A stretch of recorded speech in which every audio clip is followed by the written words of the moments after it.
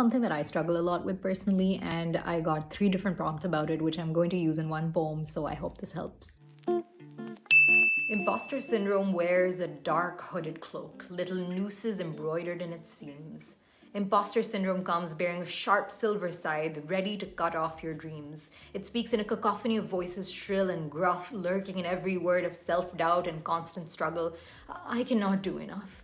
I do not know enough. I am not enough. But whenever you stand shrinking, cowering in its gallows, just remember those who have never even seen its shadows. A list of people who should have imposter syndrome. The uncle and auntie who never studied medicine but confidently told you how to cure your disease and were painfully wrong.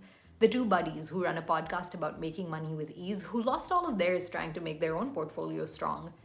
The guy who explained what The Handmaid's Tale was really about to Margaret Atwood, not knowing she was the author all along. A list of people who usually have imposter syndrome. A young speaker dedicated to their work, sitting on a panel with the greats. An earnest artist showing the world for the very first time the art he creates. The academic who has spent years researching a topic but knows that there is far more to discover than she can state. You see, in the Venn diagram, these 2 lists seldom intersect, so it isn't so terrible to feel a little bit afraid. Knowledge is an ever-growing thing that no one can perfect, and knowing that you don't really know it all is a sign of clear intelligence and care, not incompetence and neglect. Just know that nobody knows it all. Nobody actually really knows what is going on. There are too many questions and unsolved quests in the world for anyone to have all the answers found and all their conquests won.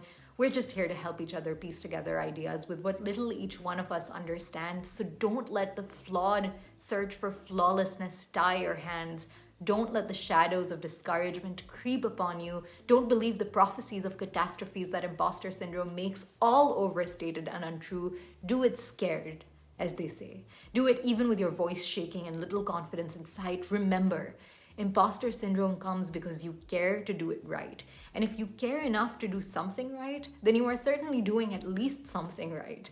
So when imposter syndrome arrives, brooding and tall to harvest your fears, it is fine to not meet it cheerful and blithe. Let it come. Let it linger. Just take away the scythe.